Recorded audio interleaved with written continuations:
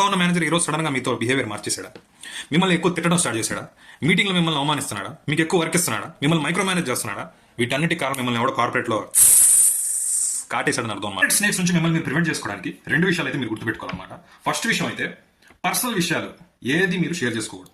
Personal విషయాలు అంటే మీ family విషయాలు కానీ, మీకు ఎన్ని ఈఎంఐలు ఉన్నాయి, లేకపోతే మీరు ఏంది ఫేకులు పెట్టావా, కేకులు పెట్టావా, ఏ సర్టిఫికేట్లు పెట్టావు, అది కాకుండా మీరు ఏది ఈ కంపెనీకి రావడానికి మిమ్మల్ని ఎవరు రిఫర్ చేశారు, ఎక్సెట్రా ఎక్సెట్రా వాట్ ఎవర్, ఏదైతే ఏ ఇన్ఫర్మేషన్లో అయితే మీరున్నారో అది అవసరం లేదు, వాళ్ళకి చెప్పాల్సిన అవసరం లేదు.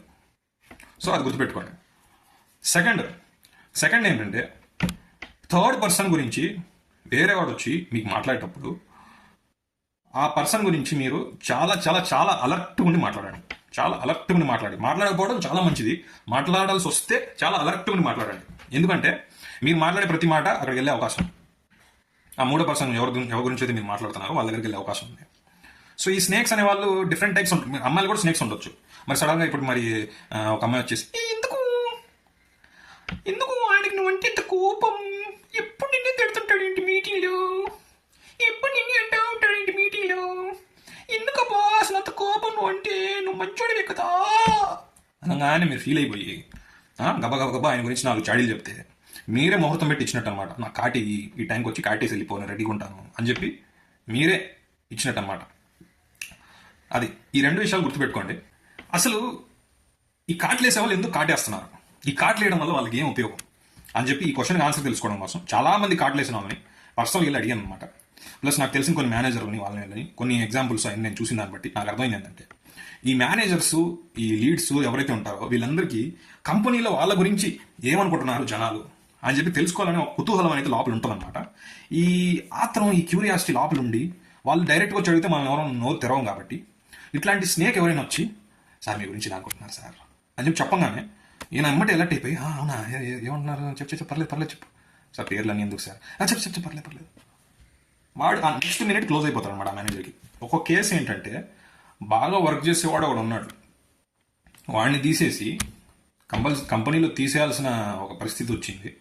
వాడిని తీసేసి ఏం పని చేయకుండా ఓవర్గా మేనేజర్ దగ్గరికి వెళ్ళి సొల్లేసి చాడీలు చెప్పేవాడిని ఆ కంపెనీలో ఉంచారనమాట.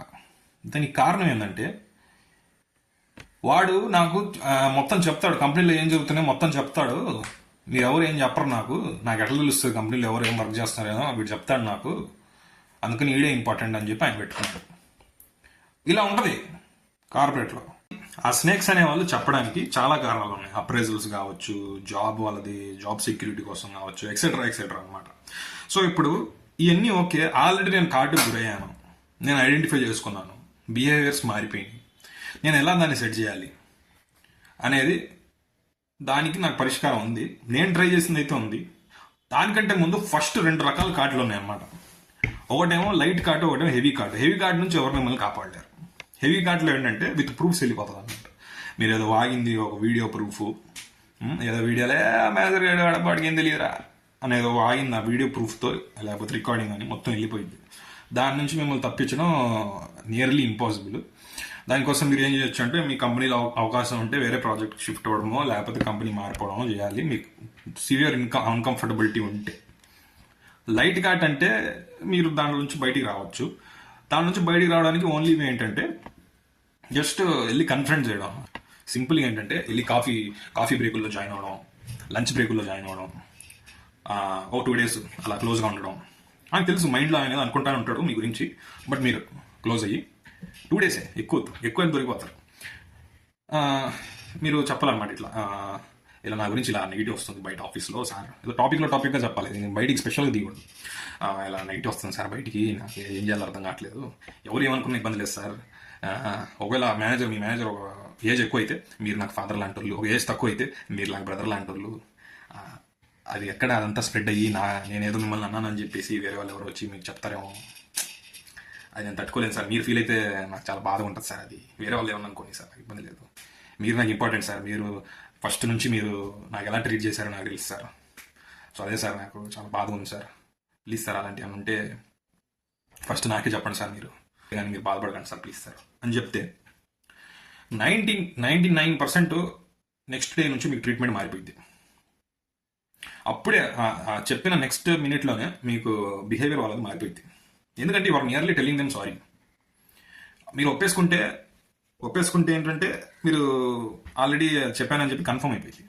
కాబట్టి ఒప్పుకోకుండా ఇలా బిస్కెట్ చేయాలి. నేను ఇది చేశాను, నాకు వర్కౌట్ అయింది.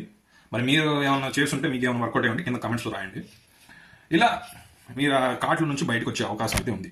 ఇంకా హెవీ కార్ట్ అంటే మనం ఏం చేయలేము. కొంతమంది ఉంటారు, ఏందా నువ్వు ఆఫీస్ అన్నా చాడీలు చెప్పుకొని ఉంటావా, చాడీలు చెప్పుకొని ఉంటే కడుపులు పగిలిపోతాయి మాయి, ఎలా అసలు మేము బతికేది ఎలా, మరి బతికేదో చాడీల మీద, ఈ ఆఫీస్ పనిచేస్తూ మేము బతికేయమంటావా, ఏం మాడతావు అని మీరు నన్ను అంటే, దానికి నేను చెప్పేది ఏంటంటే ఓకే చాడీలు చెప్పుకోండి, బట్ వితౌట్ ప్రూఫ్ చెప్పుకోండి. అంటే ఈ వాట్సాప్ మెసేజ్లో, టీమ్స్లో, దాంట్లో చాటింగ్లో, వాయిస్లో అలా చెప్పుకోకండి చాడీలు. లైవ్లో చెప్పుకోండి. లైవ్లో చెప్పుకుంటే ఏంటంటే ఒకవేళ మీరు దొరికిపోయినా కానీ డినై చేయడానికి అవకాశం ఉంటుంది. ఫస్ట్ పాయింట్ నేను చెప్పాను కదా, అసలు ఈ కష్టాలను ఎందుకంటే ఫస్ట్ నేను చెప్పాను మీ ప్రివెన్షన్ చేయడానికి ఏం చేయాలి, అది మీరు ఫాలో అవుతే మీకు కష్టాలు ఏం లేవు.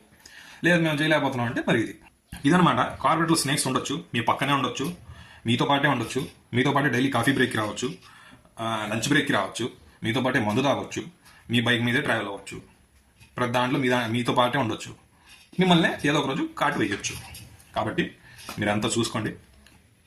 ఇవన్నీ ఏదో నేను గూగుల్లో సెర్చ్ చేసుకొని లేకపోతే ఏదో స్క్రిప్ట్ రాసుకొని చాట్‌జీపీటీలో పెట్టుకొని రావట్లేదు. ఇవన్నీ ఏంటంటే నేను ఈ 5 years నుంచి నేను కార్పొరేట్లో ఉన్నాను. ఈ 5 years నుంచి నేను కార్పొరేట్లో ఉండి నేను స్టార్టప్లో వర్క్ చేశాను, ఎంఎన్సీలో వర్క్ చేశాను. సో నేను ఎన్ని అనుభవించి బాధపడి తెలుసుకున్నది, మీరు ఇవన్నీ ఎక్స్పీరియన్స్ అవ్వకుండా ముందే తెలుసుకుంటే కొంచెం జాగ్రత్త పడే అవకాశం ఉంటుందని చెప్పి మీకు నేను చెప్పడం అంతే అనమాట, ఇంకేం లేదు. సో అది ఈరోజు వీడియో. ఇలాంటి మరిన్ని వీడియోస్ డైలీ నేను పోస్ట్ చేస్తూనే ఉంటాను యూట్యూబ్లో. మిస్ అవ్వకూడదంటే సబ్స్క్రైబ్ చేసుకోండి. That's all for today. Signing off.